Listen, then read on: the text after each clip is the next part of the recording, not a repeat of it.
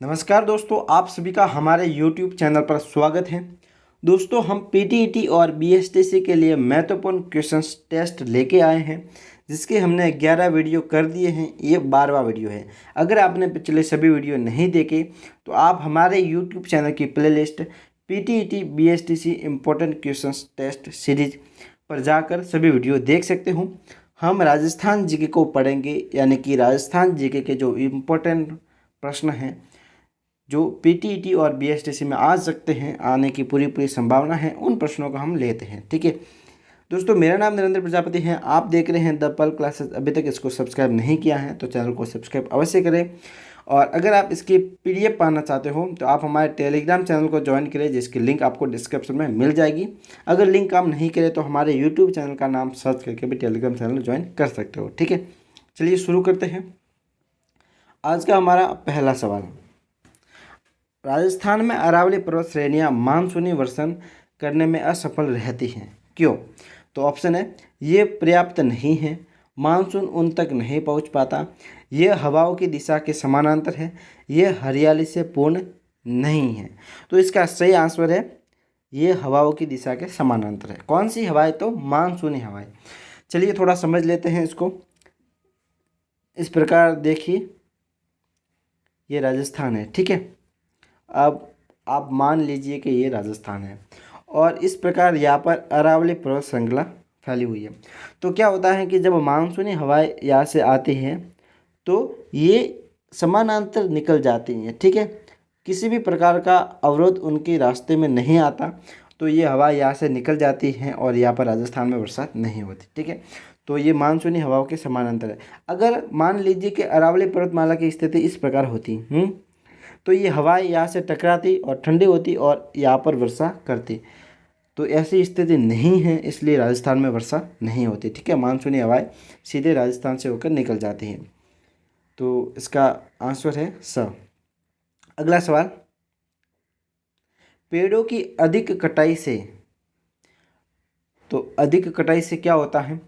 तो लोग विस्थापित हो जाते हैं, पर्यावरण संकट उत्पन्न हो जाता है, प्रदूषण बढ़ता है, रोजगार बढ़ता है।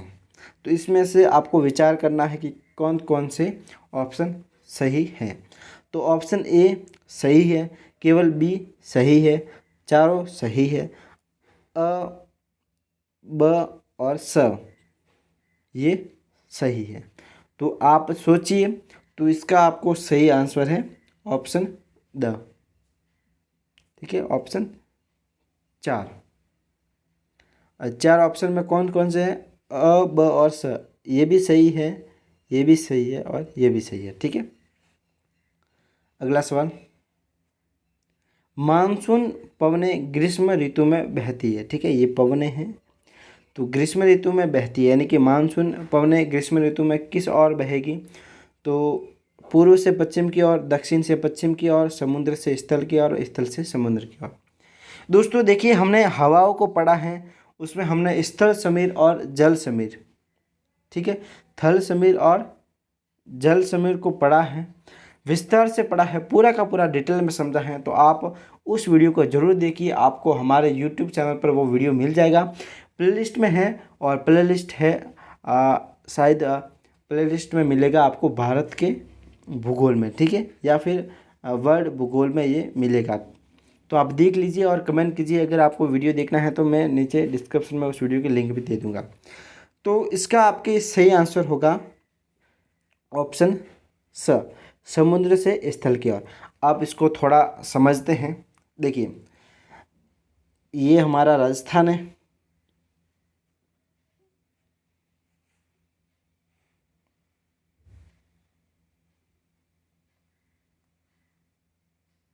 ये राजस्थान है। ठीक है, और राजस्थान में आपको पता है कि पूरा का पूरा स्थलीय भाग है, स्थलीय भाग है।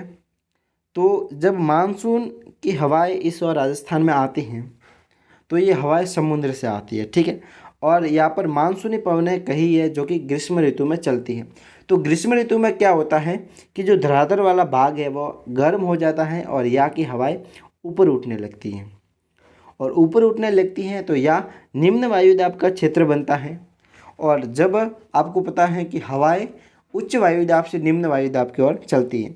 वही हम समुद्र में देखते हैं तो यह उच्च वायुदाब होता है। तो हवा यहाँ पर उच्च वायुदाब से निम्न वायुदाब की ओर चलेगी, यानी कि समुद्र से स्थल की ओर चलेगी ग्रीष्म ऋतु में। तो इसका आपका सही आंसर है ऑप्शन स। चलिए आगे बढ़ते हैं। मानसून शब्द किस भाषा के शब्द से बना है? तो ये है फारसी, अरबी, जर्मनी या अंग्रेजी। तो मानसून शब्द बना है अरबी भाषा से, ठीक है। अगला सवाल। अच्छा, आप इसमें और ये बताना कि मानसून तो ठीक है, अब आप बताना कि मौसम और जलवायु, इनमें अंतर क्या है? मौसम हम किसे कहेंगे और जलवायु किसे कहेंगे? आप ज़रा बताना कमेंट करके। चलिए अगला सवाल। राजस्थान में जून माह में न्यूनतम वायुदाब जिस जिले में संभावित हैं, सबसे न्यूनतम वायुदाब कहाँ पर होता है जून में? तो जैसलमेर, बूंदी, बारा, राजसमंद। तो आपको पता है जैसलमेर में। अब न्यूनतम वायुदाब का मतलब है कि जैसलमेर की भूमि रेतीली है, तो गर्मियों में रेत ज़्यादा जल्दी तप जाती हैं और रेत तपने के कारण रेत के ऊपर जो वायु होती हैं वह गर्म हो जाती है और गर्म होकर वायु ऊपर उठती है तो नीचे निम्न वायुदाब का क्षेत्र बन जाता है। अगला सवाल। राजस्थान को कितने जलवायु प्रदेशों में विभाजित किया गया है? तो राजस्थान को कितने जलवायु प्रदेशों में विभाजित किया गया है? 5, ठीक है। इसको हम, अगर आप जलवायु को विस्तार से पढ़ना चाहते हो तो आपको हमारे यूट्यूब चैनल पर राजस्थान ज्योग्राफी की प्लेलिस्ट मिलेगी, वहाँ पर हमने जलवायु को विस्तार से पढ़ा है। साथ ही हमने राजस्थान के पूरे भूगोल को विस्तार से पढ़ा है, तो आप ज़रूर देखें। अगला सवाल। वर्षा ऋतु में वायुमंडल में सर्वाधिक आर्द्रता विद्यमान रहती है। मध्याह्न के समय, सायंकाल के समय, मध्य रात्रि के समय या प्रातः काल के समय? तो ये सवाल आप ज़रा थोड़ा समझने की आवश्यकता है। वर्षा ऋतु में वायुमंडल में सर्वाधिक आर्द्रता विद्यमान रहती है। तो सर्वाधिक आर्द्रता किस समय रहेगी? ये रहेगी मध्याह्न के समय। अगला सवाल। जैसलमेर जिले व उसके आसपास वर्षा जल संग्रहण की परंपरागत विधि कहलाती है। तो सेजा, पलाया झील, खड़ीन या इनमें से कोई नहीं? तो आपको पता होगा कि इसको हम खड़ीन कहेंगे। अगला सवाल। राजस्थान तापमान की दृष्टि से किस कटिबंध में आता है? ये काफ़ी अच्छा सवाल है। चलिए आपको एक और वीडियो के बारे में बता देता हूँ। आपको कटिबंध नहीं पता तो आपको सीधे सीधे हमारे यूट्यूब चैनल की प्लेलिस्ट में जाना है।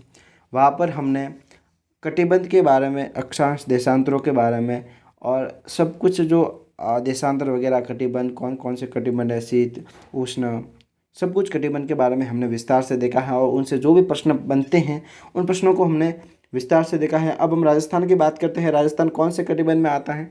तो उपोष्ण कटिबंध, शीतोष्ण कटिबंध, उष्ण कटिबंध या शीत कटिबंध? तो राजस्थान आता है शीतोष्ण कटिबंध, ठीक है।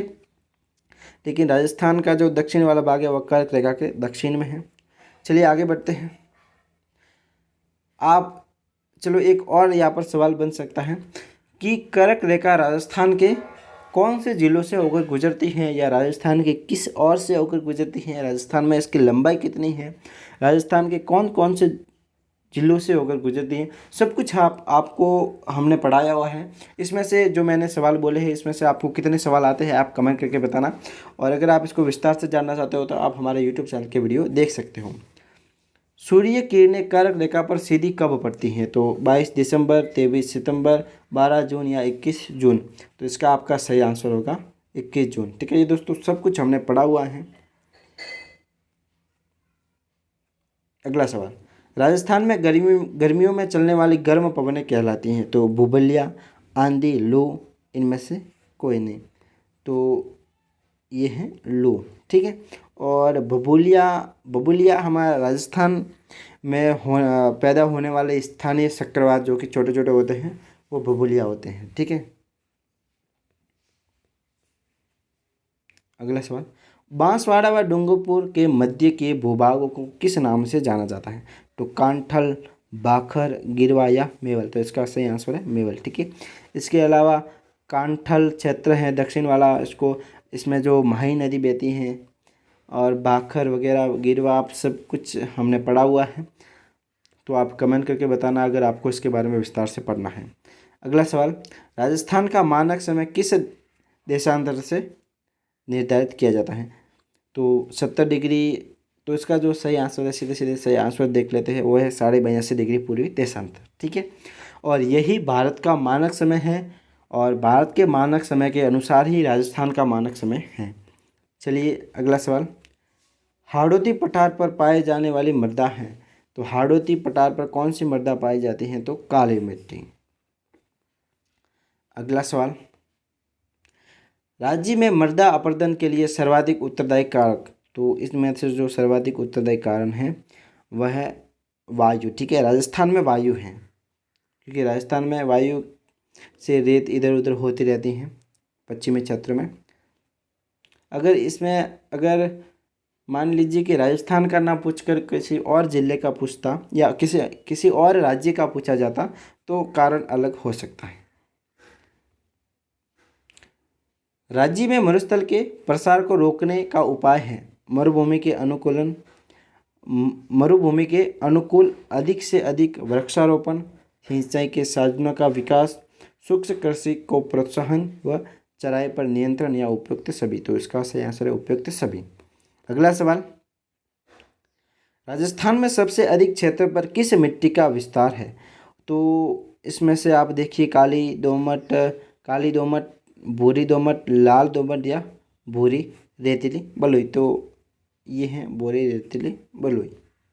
अगला सवाल, प्रदेश का उप आर्द्र जलवायु क्षेत्र है अरावली पर्वतीय प्रदेश, लूनी बेसिन, पूर्वी मैदानी प्रदेश, दक्षिण पूर्वी पठार। तो उप आर्द्र प्रदेश है अरावली पर्वतीय प्रदेश। अगला सवाल, राज्य में काली मिट्टी के विस्तार वाले जिले हैं कोटा, झालावाड़, बूंदी, बारां, सवाई माधोपुर का कुछ भाग, उपयुक्त सभी। तो ये तो उपयुक्त सभी हैं। अगला सवाल,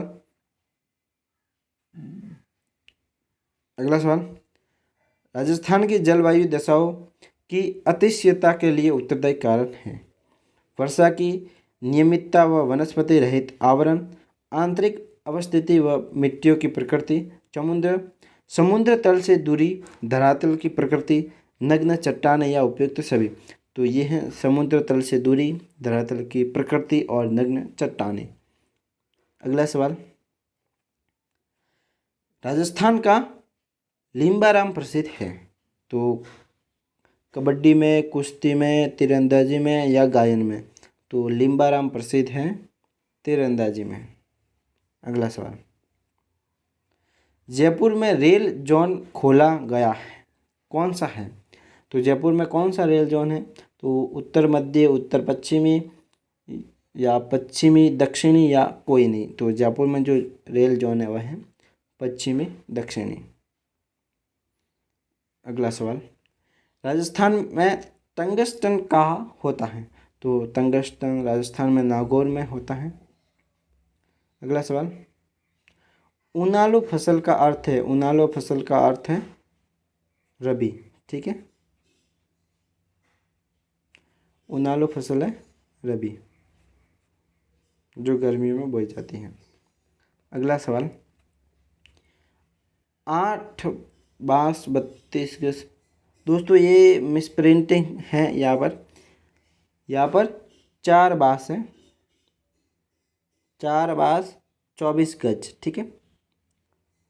4 बांस 24 गज उंगल अष्ट प्रमाण, यानी कि 4 बांस और 24 गज और 8 उंगली के डिस्टेंस पर वो मोहम्मद गौरी बैठा था। ठीक है। इसको पूरा देखते हैं।